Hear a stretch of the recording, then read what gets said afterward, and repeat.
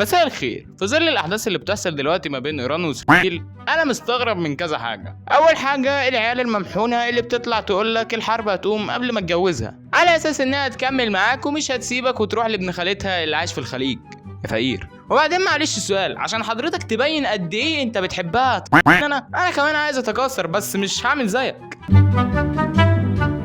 وبصراحه انا مستغرب فشخ من ادمن صفحه ايران، حاسس ان هو قاعد بيعلق على ماتش كوره وممكن تلاقي منزل فيديو يقول لك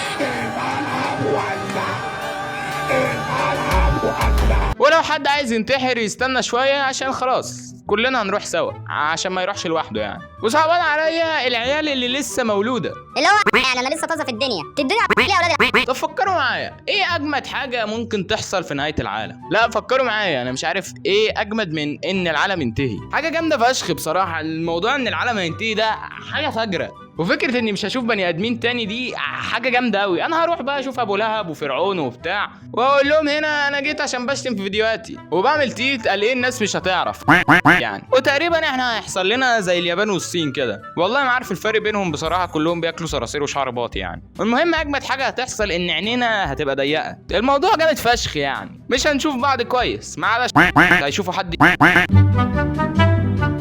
والنووي هيقطع على عيادات التجميل. وبعدين هو المصطلح ده عينه واسعه ابعد عنه ده جه منين؟ يعني عرفت منين اللي بيحسد ده لازم عينه تكون واسعه؟ تقريبا النووي بقى حل المشكله دي. ضربونا بالبوي. والموضوع جامد فشخ. مش هنحسد بعض تاني بس ممكن نحسد بعض على مين عينيه اضيق من التاني. والموضوع جامد فشخ. واللي يتحسد عينيه دي اكتر فيتحسد اكتر فيتعمي. والموضوع جامد فشخ. تخيل ما تشوفش الاشكال انت بتشوفها كل يوم. هو كان الفيديو عباره عن ايه؟ انا دخلت الفيديوين في بعض. وموضوع الصاروخ اللي ضربوه وقبل ما يطلع فوق راح نزل لهم تاني. تخيل حد بنفسه.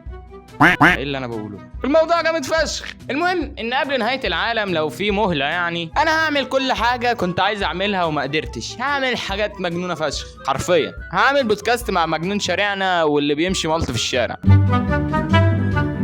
الموضوع جامد فشخ. تخيل ان المنايفه هينتهوا. الموضوع جامد فشخ بصراحه. الموضوع جامد فشخ بصراحه.